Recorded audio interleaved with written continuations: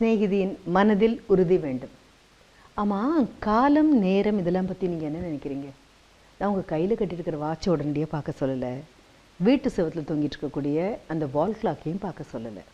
நான் கேட்குற கேள்வி இன்னும் கொஞ்சம் கூட நுணுக்கமானது. இந்த காலம் நேரம் இதெல்லாம் பற்றி என்ன நினைக்கிறீங்க? கல்யாண பத்திரிகை ஒன்று கையில் வருது, அதில் இந்த நேரத்துலேருந்து இந்த நேரம் வரைக்கும் நல்ல முகூர்த்தம் அப்படின்னு போட்டிருக்கு. நான் அதை பற்றியும் கேட்கலை. முடிஞ்சால் போன வருஷம் உங்களை எடுத்த ஃபோட்டோவை எடுத்து பாருங்கள். பார்த்துட்டிங்கன்னா அதற்கு முதல் வருடம் நீங்கள் எப்படி இருந்தீங்கன்னு எடுத்து பாருங்கள். என்ன சொல்கிறேன்? கையில் ஒரு ஆல்பத்தை எடுத்து பாருங்கள் அப்படின்னு சொல்கிறேன்.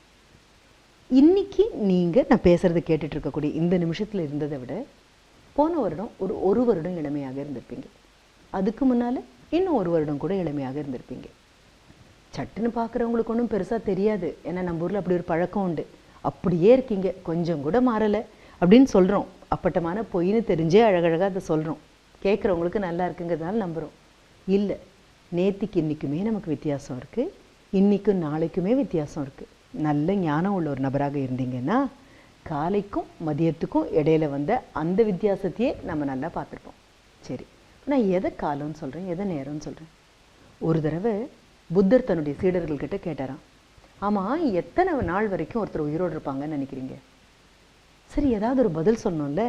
அதனால் சில சீடர்கள் சொன்னாங்களாம், 75 வருடம் வரை நாங்கள் நல்லா இருப்போம். இல்லை அப்படின்னு சிரிச்சாராம். சரி, ஒருவேளை 75 ரொம்ப அதிகமோ? 60 வயது வரை? அப்போ ஒரு ஒன்றும் சொல்ல சிரிச்சாராம். 50 வயது வரை, 20 வயது வரை அப்படின்னு குறைச்சிட்டே வந்தாங்களாம். கடைசியில் புத்தர் சிரிச்சுட்டே சொன்னாராம், ஆண்டை நான் கேட்கவே இல்லை, மாதங்களை நான் கேட்கவே இல்லை, வருடங்களை எதையும் பற்றியும் நான் கவலைப்படலை, நான் சொல்ல வந்ததே வேறு அப்படின்னாராம். என்னன்னு நிமிர்ந்து பார்த்தபோது அவர் சொன்னாராம், மூச்சு உள்ளே வந்து மூச்சு வெளியில் போகக்கூடிய ஒவ்வொரு நிமிடமும் இருக்கு இல்லையா, இதுதான் ரொம்ப பெரிய விஷயம். வாழறதுங்கிறது இந்த ஒவ்வொரு நிமிடமும் வாழறோம். இதைத்தான் சொன்னேன். காலத்தையும் நேரத்தையும் பற்றி நீங்கள் என்ன நினைக்கிறீங்க அப்படின்னு. கொஞ்சம் அழகாக ஒரு கதைக்குள்ளே போகலாமா? ஏன்னா இந்த கால நேரத்தை பற்றி நமக்கு ஒன்றும் பெரிய ஒரு ஞானம் இல்லை, அலட்சியம் வேறு ரொம்ப அதிகமாக இருக்குது. ரொம்ப நாளாக ஒருத்தரை பார்க்காம இருக்கோம், பார்த்து அவர்கிட்ட பேச வரும்போது இவ்வளோ நாள் உங்ககிட்ட பேசலையே அப்படிங்கிற வருத்தத்தை கூட விட்டுறோம். என்ன காரணம்? எல்லாரும் எப்பவும் இருப்பாங்க அப்படின்னு நாமளா நம்புகிறோம். இதே மாதிரி தான் ஒரு புத்த பிக்ஷு இருக்கார். யோக கலைகள் எல்லாம் கற்றுக்கொண்டவர். அவர் மிக பெரிய பெரிய ஞானி.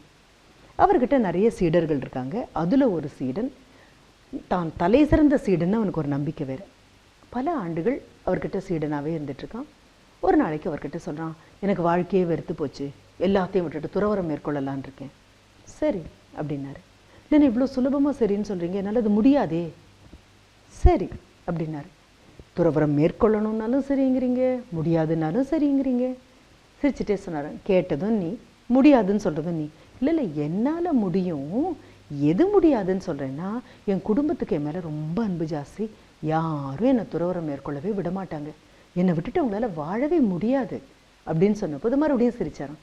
உனக்கு ஷுவராக அதை பற்றி முழுமையாக தெரியுமா, தீர்மானமாக தெரியுமா? உன்னை விட்டுட்டு உங்கள் வீட்டில் யாராலையும் வாழ முடியாதுன்னு இவ்வளோ அழகாக சொல்கிறேன், தீர்மானமாக தெரியுமா? ஐயோ கண்டிப்பாக தெரியும், நான் இல்லைன்னா எல்லாரும் உயிரையே விட்டுருவாங்க, என் மேலே அவ்வளோ அன்பு. சரி, சோதித்து பார்க்கலாமா அப்படின்னாராம். கண்டிப்பாக சோதித்து பார்க்கலாம். அப்போ என்ன பண்ணலாம்? இறந்து போன மாதிரியே மூச்சே விடாமல் கிடக்கக்கூடிய ஒரு வித்தையை நான் உனக்கு சொல்லிக் கொடுக்குறேன், படி முதல்ல. சரி, வித்தையை சொல்லி கொடுத்தாச்சு, படித்தாச்சு. வீட்டில் போய் இறந்த மாதிரி இந்த சீடன் கிடக்கிறான். அடுத்த நிமிஷம் அவன் இறந்து போயிட்டு தான் எல்லோரும் நினைக்கிறாங்க. தெருமூலை வரைக்கும் கேட்குற மாதிரி ஒரே ஓலம், ஒப்பாரி, அழுகுரல். குடும்பமே சேர்ந்து அழுது, மனைவி ஒரு பக்கம், மக்கள் ஒரு பக்கம், எல்லாரும் அழறாங்க, தாய் தந்தை எல்லாரும் அழறாங்க. இவங்கெல்லாம் அழத் தொடங்கி ரொம்ப நேரத்துக்கு அப்புறம் மிக நிதானமாக விஷயத்தை முழுமையாக தெரிஞ்சுக்கிட்ட அந்த குரு வரார். குரு காலில் போய் எல்லாரும் விழுறாங்க, இவனை எப்படியாவது உயிர்ப்பிக்கணும், இவன் எல்லாமே எங்களால் முடியவே முடியாது. குரு சிரிச்சுட்டே சொல்கிறாரு, அது ஒன்றும் பெரிய காரியம் இல்லை, சட்டுன்னு இவனுக்கு உயிர் கொடுக்க என்னால் முடியும், ஆனால் இவன் உயிருக்கு பதிலாக வேறு யாராவது இறக்க தயாராக இருந்தீங்கன்னா நான் உடனே கொடுத்துருவேன். அவனுடைய அப்பாட்ட கேட்குறாரு. அப்பாவுக்கு பையன் மேலே ரொம்ப அன்பு. ஆனால் அப்பா சொல்கிறார், இல்லை இல்லை, எனக்கு இன்னும் நிறைய வேலைகள் இருக்குது, பல காரணங்கள்னால என்னால் கொடுக்க முடியாது. அப்பா, அம்மா, அக்கா, தாய் எல்லாரையும் பார்த்தாச்சு, ஆளுக்கு ஒரு காரணம் சொல்லி பின்வாங்குறாங்க. கொஞ்ச நேரம் பார்த்தாச்சு, வந்திருக்கிற ஒரு உறவினரும் உயிரை கொடுக்க தயாராக. கடைசியில் மனைவி கிட்டே கூட கேட்டு பார்க்குறாரு, ஏமா நீ அப்படிங்கும்போது, இல்லை என்னை நம்பி 4 குழந்தைங்க இருக்குது, இவருக்காக நான் எப்படி உயிரை விட முடியும்? ஒன்று வேணால் பண்ணலாம், இவர் இல்லாமையே வாழ பழகிக்கலாம் அப்படின்னு அந்த குடும்பம் கடைசியில் முடிவெடுக்குது. சிரிக்கிறார் அந்த குரு. அதற்கப்புறம் சீடனை திருப்பி கூட்டிகிட்டு வராரு. சீடன் இந்த குடும்பமே வேண்டாம் துறவரம் வாங்கிட்டு வந்துடுறான். அது வேற கதை. ஆனால் பார்க்க வந்த விஷயம் வேறு. பெரும்பாலும் இப்படி தான் விட்டுறோம். எல்லாமே எல்லா நாளும் இருக்கும், எல்லாமே நிரந்தரமாக இருக்கும், நட்பு நிரந்தரமாக இருக்கும், குடும்பம் நிரந்தரமாக இருக்கும், அம்மா இருப்பாங்க. உண்மையான புத்திசாலி யார் தெரியுமா? நான் முதல்ல சொன்னேனே, அந்தந்த நிமிடங்கள் வாழணும்னு முடிவு பண்ணுறவன் தான் உண்மையான புத்திசாலி. இந்த நிமிடம் ஒரு நபரை பார்க்குறீங்களா, அந்த நபர் உங்களுக்கு தெரிந்த நபரா, அவர் அங்கேயே நிற்கட்டும், இன்னும் 5 நிமிஷம் கழித்து அவரை பார்த்தா சிரிச்சா போச்சுங்கிற எண்ணத்தை முதல்ல தூக்கி வீசிடுங்க. மீண்டும் திரும்பி வர நமக்கு வாய்ப்பு இருக்குமான்னு தெரியாது, சிரிக்க வாய்ப்பு இருக்குமான்னு தெரியாது, புன்னகைக்கு என்ன தேவைப்படும் கூட நமக்கு தெரியாது. அந்தந்த நிமிஷம் வாழ்ந்துட்டு அந்தந்த நிமிஷத்துக்கான கணக்கை அந்தந்த நிமிஷம் முடிக்கிறோம்.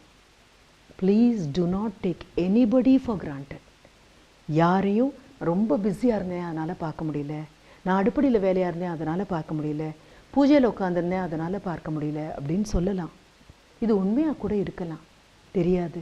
மீண்டும் இந்த நபரை பார்க்குறதுக்கோ வாழ்த்து சொல்கிறதுக்கோ வணக்கம் சொல்கிறதுக்கோ அவகாசம் கிடைக்காம கூட போயிடும். சாதாரண பேச்சுவார்த்தையோடு நான் நிறுத்தலை. கால நேரத்தை பற்றி நீங்கள் என்ன கேட்குறீங்கிறத சொன்னேன் இல்லையா? நன்றி சொல்கிறதுக்கும் பொழுதும் மன்னிப்பு கேட்கும் பொழுது இதை மனசில் நம்ம கட்டாயம் ஞாபகம் வச்சுக்கோங்க. திரும்பி வந்து மன்னிப்பு கேட்கறதுக்கு காலம் கொடுத்ததே கிடையாது. திரும்பி வந்து நன்றி சொல்கிறதுக்கும் காலம் ஒரு நாளும் கொடுத்தது கிடையாது. என்ன பண்ணலாம்? ஒவ்வொரு நிமிடமும் வாழலாம், அந்த ஒவ்வொரு நிமிடத்தையும் கணக்கில் வச்சுக்கலாம். இந்த காலம் போனால் வராதுங்கிறதையும் புரிஞ்சுக்கலாம். யார் இல்லாட்டாலும் யார் இருந்தாலும் வாழ்க்கை ஓடிட்டுருக்குன்னு தெரிஞ்சுக்கலாம். அதற்கு மேலே புத்திசாலித்தனமாக ஒற்றொற்றை நொடியையும் முழுமையாக ஆழமாக சந்தோஷமாக பூரணமாக வாழ முயற்சி பண்ணலாம்.